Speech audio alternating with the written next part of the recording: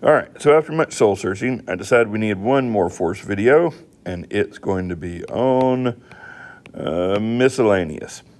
Why miscellaneous? Well, because there's a lot of things that have simply fallen through the cracks. For instance, we learned about applying a force and acceleration and things like that, but what happens if you apply a force to a group of objects? Okay, let's say they all have a different mass. So let's say this one's 10 kilograms, this one is 20 kilograms, and this one is 5, even though it doesn't look that small, kilograms, okay? So now you have all different masses, but you only apply one force. So you come in and you press one force against them. And let's just ignore friction here for a second, but I'll show you how to deal with it in a moment. So if I'm applying a force and I get all of these to move, right? And let's just say I had a force of 70 newtons, okay? So if I apply a force of 70 newtons and there's no friction, then this is going to move, but if I need to figure out its acceleration, it's going to have to involve every one of the masses, right? So basically, first I need my net force, like we've talked about before, and we have, and we can look at this kind of like it's a one solid object, okay? And so yes, there is a normal force, and yes, there is a gravitational force, but they're going to cancel each other out. So we're just going to have one net force in the x direction of 70 newtons. Okay, now that also has to equal mass total times acceleration. Now the acceleration we're going to be able to visually see. That mass total is where you might be thrown off, because if I want to figure out what my acceleration is, I can't take 70 newtons and divide by each individually one and get the acceleration of it, because they wouldn't be accelerating at different paces. They would all be accelerating together. And that's really important. A system will always be accelerating together, okay? So that acceleration has to be for everything that a force is applied to, that net force, even if it's multiple objects clumped together or tied together like with a rope. So because of this, we can figure out A, and A is just going to equal that net force divided by the mass total. Looks a little funny, so let's do it down here, mass total.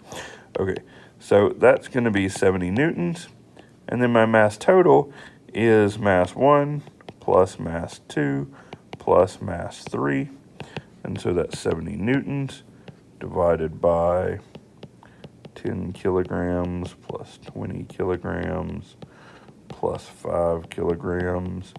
Oh, look, I was smart enough to make it simple. A is going to go into it because that's going to equal 70 divided by 30. 5 newtons, and so 70 divided by 35 is 2 meters per second squared. Yay, we have our acceleration of the unit. Now, that's thinking about it all together. That's how much each one of these has to be accelerating, because they couldn't accelerate faster than the other one, and they have to be accelerating all together at 2 meters per second. So that is for all of it, and it allows us to figure out some in-between things. So let's take another look at these boxes that we're pushing. Let's assume that it's on a frictionless surface. Now, I want to look at each one individually, because there's another force here we're not quite getting. We figured out the acceleration of everything here had to be 2. So we were able to say that acceleration is equal to 2 meters per second squared. And let's say that it's on a frictionless surface, again, so we don't have to worry about friction and calculating that. And so if we look at each one, we would draw out the forces acting on it. And yes, you have a normal force, you have a gravitational force on each one, but we can write a simple statement saying that those are going to be equal. So it's not going to fall through the table. So all of those cancel out. So now we're just worried about this applied force and the acceleration that it causes. Well, if you look, there has to be another type of force. As you can see, you're not pushing on the 20 kilogram, the 10 kilogram is. So there's going to be a force that's pushing back and forth, equal and opposite, due to Newton's third law right there. And then the 20 is going to be pushing on the 5, so there's going to be another equal opposite force right there. Those are usually called contact forces. And for the sake of this, let's go ahead and label each of these A, B, and C, okay? Now we can start to think about how these forces play on each box. So first thing I need is I still need my applied force. So my applied force is pushing it that way. So that's my applied force, right? And then I can go ahead and start putting on each of these individually the other forces. Now this I'm going to call force of A on B, okay? Now that's also going to appear over here, force of A on B, right? And even though they're equal and opposite, and normally I would label them backwards for that, I want you to know it's the exact same force that's being applied here. It's just equal and opposite directions. But then on that 20 kilogram, there's going to be another one to this side, and that's going to be the force of B on C.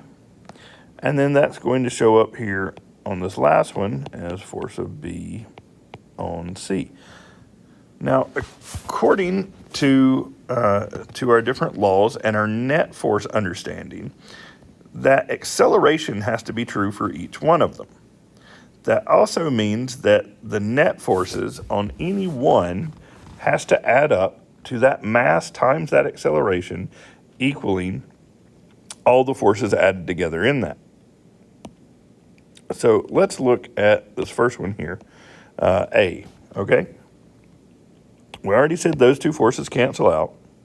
And then we're saying our net force is going to be equal to mass A times our acceleration, which is going to be equal to FA plus FA on B. All right? Well, we know everything here except for that A on B. So we can substitute in those values, and we can say, okay, then this is 10 kilograms times 2 meters per second squared. Sorry, I need that to be subtract. Minus FA, which is 70 newtons, right? Is going to equal that FA on B. So FA on B is going to equal a negative 50 newtons, right? That has to be how much is pushing back on it for it not to work. Now, because it's equal and opposite, I can come over here and start to work this one. We say that those cancel out. And we now know that that net is just the 20 kilograms times that 2 meters per second squared. And so it's going to already have 40 newtons. And then we take that 40 newtons, and we do know of A on B, and it was a negative 50. We're just going to subtract it from it. And we're going to figure out that that F of, and I guess I need my newtons on that one too, F of B on C is going to be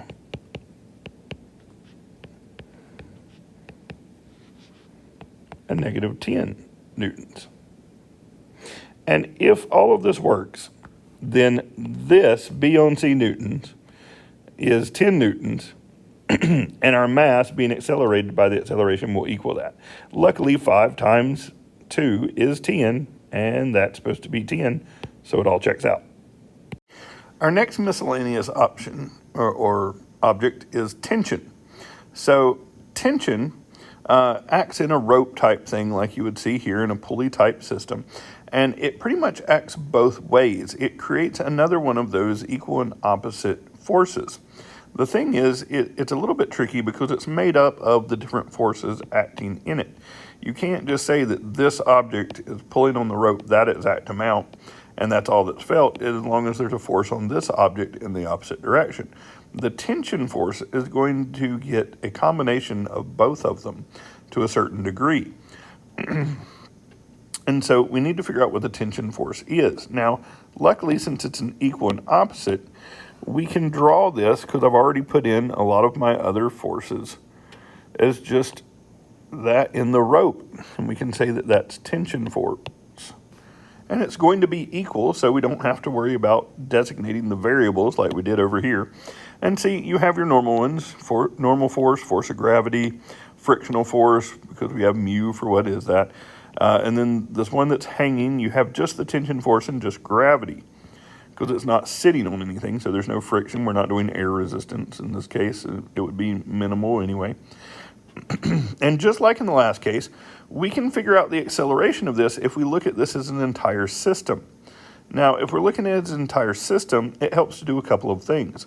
One, it would help if we're not trying to say that this is negative in the y direction and this is negative in the x direction, but instead let's look at it like a train moving along and say, well, this is the back of the train, this is the front of the train. So on this way is forward, and on this way is negative. So that would make this t negative, that one positive, that negative, and that positive.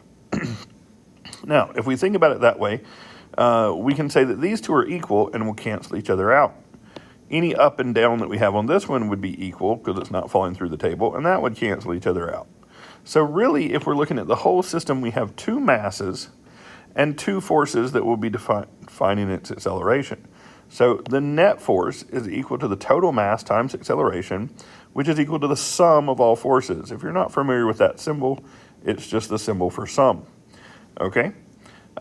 You can break all of this down into its parts, add in values, and I get that the overall acceleration is 2.6 meters per second squared.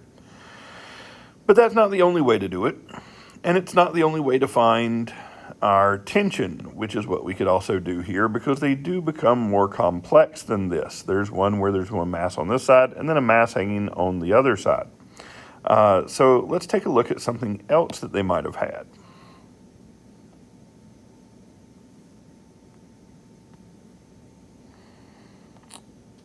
Oh, don't want to move that, I want to move everything. Okay. So now that I have all of this, I can point out that I can look at these as individuals. This is mass A that was on the table. This is mass B that was hanging. I need to break all of these components down. I'm getting my values for each one. There's my normal and my gravitational. My gravitational is used to get my frictional. And then I have T here. And on this one, it's much simpler. I just break down my gravitational. Notice I did make it B opposed to gravitational A, so I could tell the difference between the two. And then T. Now, I have two new formulas. This formula for object A, this formula for object B. Both of them have two variables that are unknown, A and T. A and T. The thing is, as long as I have two formulas that use the exact same variables, then I can solve for two different variables. Two equations, two variables, no sweat. But I need to solve it for one or the other. So this is that formula solved for A. This is that formula solved for T. This is this one solved for A. This is this one solved for T.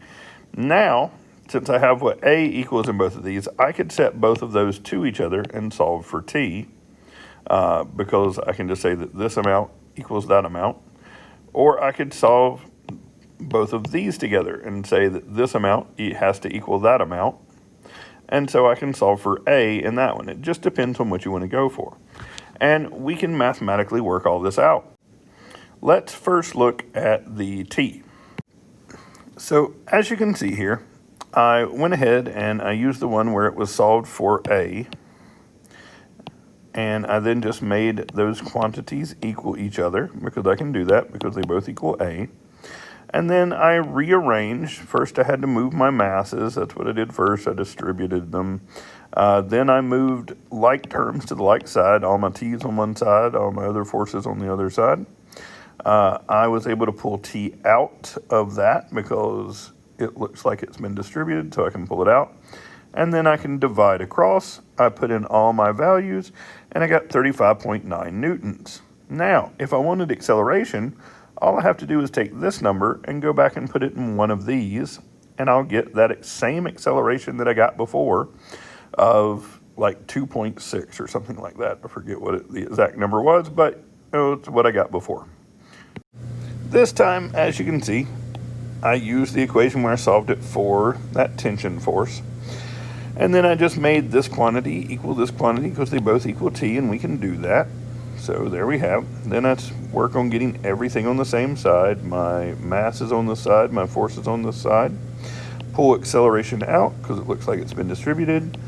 Divide under to move it all over there. I get A is equal to the force of gravity of B minus force of K divided by the two masses added together. Hey, wait a minute, I've seen this before. That's right. That was the original one we did for the system in order to get that acceleration. So of course we get the same thing. And guess what happens if you take this and plug it in any one of these? Well, think about this. You have, this is 10 minus 9.8, and so that's going to be, or plus 9.8, so that's going to be about 26 plus about 10 is going to be roughly around that 35 that we got before.